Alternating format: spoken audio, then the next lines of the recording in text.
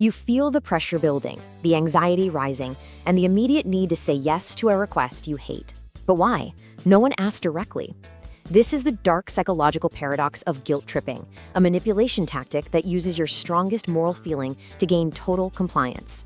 So to really get a handle on this, we need a clear game plan. First, we're going to look at what I call the unspoken demand.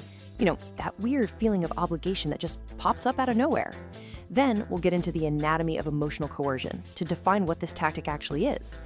After that, we're going to expose the engine behind it all, a very predictable 3-step manipulation.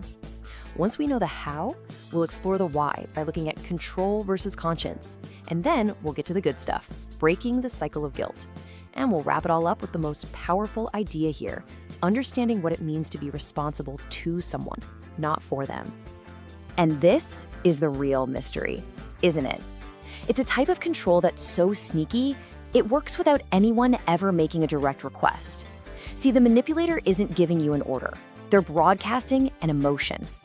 And what makes this so incredibly effective and so damaging is that it doesn't prey on your weaknesses. It actually targets your biggest strength, your empathy.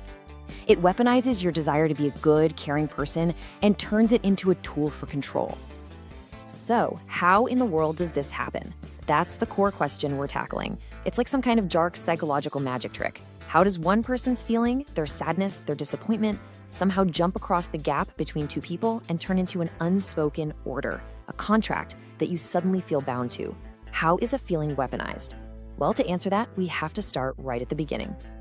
Okay, so let's start with section 1, the unspoken demand. Picture this. You tell a friend you can't go to their party because you really just need a quiet night at home. You have every right to make that call, but their response isn't anger. It's just a quiet, "Oh, okay. I was just really looking forward to seeing you." And just like that, the whole vibe changes. You feel this strange, heavy pressure. You might even find yourself starting to over-explain, to justify why you need to rest, as if you've done something wrong. That feeling that you now owe them something for a decision that was 100% yours, that is the unspoken demand. It's the first clue that this isn't just a conversation. It's the opening move of a trap. So that feeling of implied pressure, that's just the symptom. Now, in section 2, we've got to diagnose the actual cause. You can't defend against something if you don't know what it is, right? So we need to go from that vague, uncomfortable feeling to a really clear, clinical understanding of the tactic being used against us. This is the anatomy of coercion. So here it is, the official definition.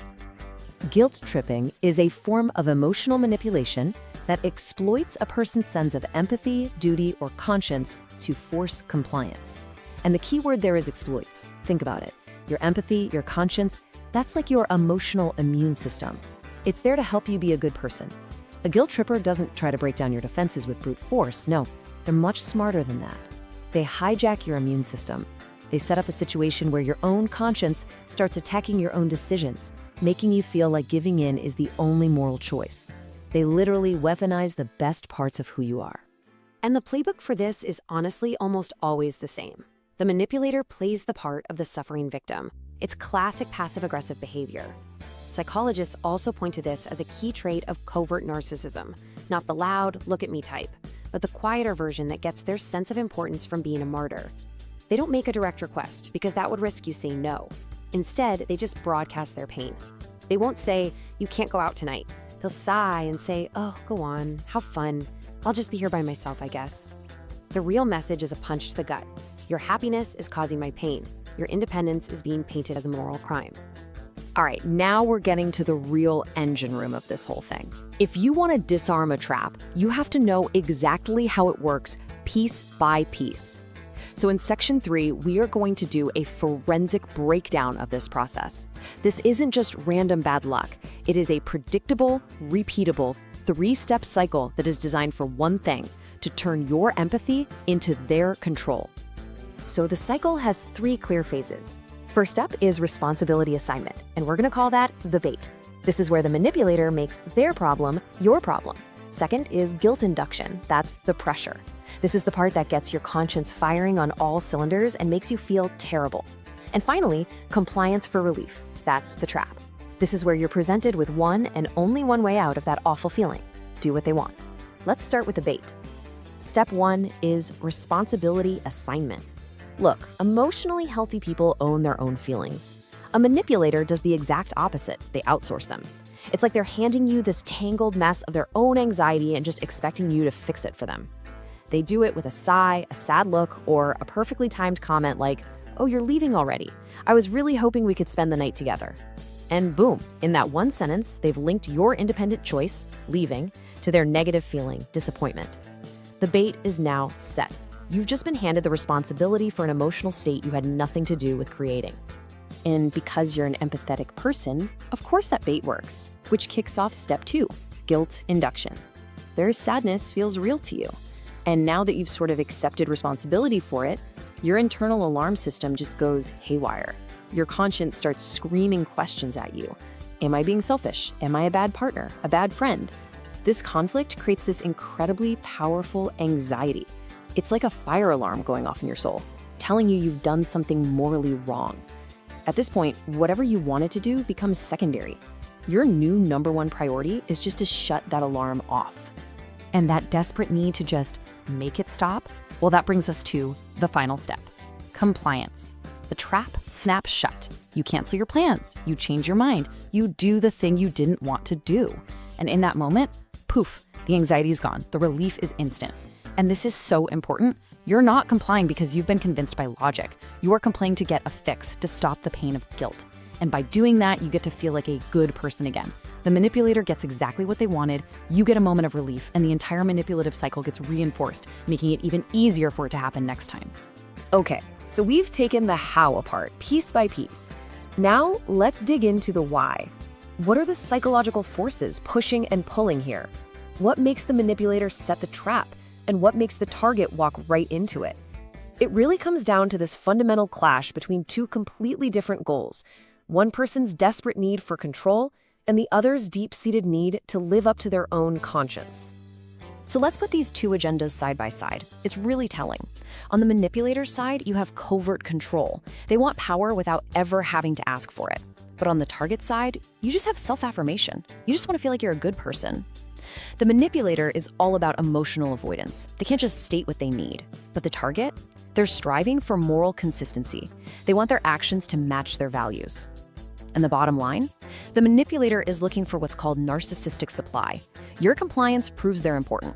But for the target, the immediate goal is just simple guilt reduction. You're not trying to win a power struggle. You're just trying to feel okay again. So why is that need to get rid of guilt so incredibly powerful? Well, it all comes down to a classic psychological concept, cognitive dissonance. It's that really uncomfortable feeling you get when you hold two contradictory beliefs at the same time. The manipulator creates a situation that smashes two of your core beliefs into each other. Belief number 1, I am a good, kind person. Belief number 2, which they just planted in your head, my actions are hurting someone I care about. That conflict creates this unbearable mental static.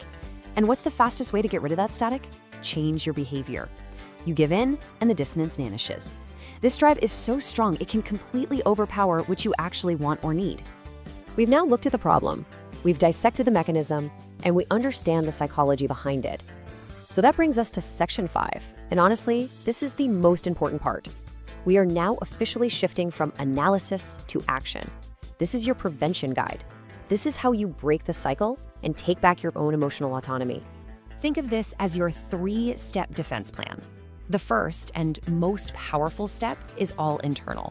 It's called cognitive decoupling. This is where you mentally cut the wire that the manipulator tried to connect. You consciously separate their feeling from your responsibility. The second step is external, assertive boundary setting. This isn't about being mean. It's just about drawing a clear line. You acknowledge their right to feel a certain way, but you do not accept their unspoken demand. And the final step, which you only use when you have to, is to shift to direct communication. You call out the passive aggression by making them say what they actually mean. A huge part of setting boundaries is knowing what not to do. And for that, just remember the acronym JADE. You have to refuse to justify, argue, defend, or explain. So why is this so critical? Because the second you start justifying your decision, you've accepted the manipulator's premise. You've silently agreed that your right to choose is up for debate. When you defend yourself, you're acting like you did something wrong. Jading isn't a conversation. It's you participating in your own manipulation. It gives their entire tactic legitimacy. So what does a healthy, jade-free boundary actually sound like? Well, here's a gold standard. I understand you feel sad, but my decision stands. Let's break down why that is so powerful. The first part, I understand you feel sad, shows empathy. You're acknowledging their feeling, you're not arguing with it, you're not taking responsibility for it. That's compassionate. The second part, but my decision stands, is a clean, firm statement of your autonomy. There's no apology, no argument, no defense. Now compare that to a jade response. Oh, I'm so sorry, but I've just been so tired and work has been crazy and I just really need a night to myself.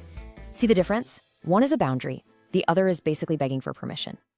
And all of this really boils down to one single, final, and most crucial takeaway. It's a fundamental shift in how you think about responsibility. That, once you really get it, can protect you from this kind of thing for good.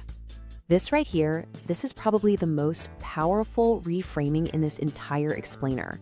That hot, anxious feeling of guilt that bubbles up in your chest when you're being manipulated, it's not your moral compass. It's a smoke detector. It is not evidence that you are a bad person. It is evidence that your empathy is being targeted and exploited. It's a signal. And once you realize that, everything changes. The guilt is no longer a message from your conscience telling you you failed. It's an alarm bell telling you that you are in the presence of manipulation. And this all leads us to the final verdict, the one principle that protects you above all others. You have a responsibility to be kind to people, to be respectful, to be honest. That is being responsible to them. But you are not responsible for their happiness, for managing their feelings, or for protecting them from their own choices. That is being responsible for them. Guilt tripping works by blurring that line, by convincing you that being responsible to someone means you must be responsible for them. But they are not the same thing. So let's just recap the dark power we've uncovered here. First, we have to remember, guilt tripping is not a cry for help, it's a weapon that targets your empathy. We saw how the pattern works.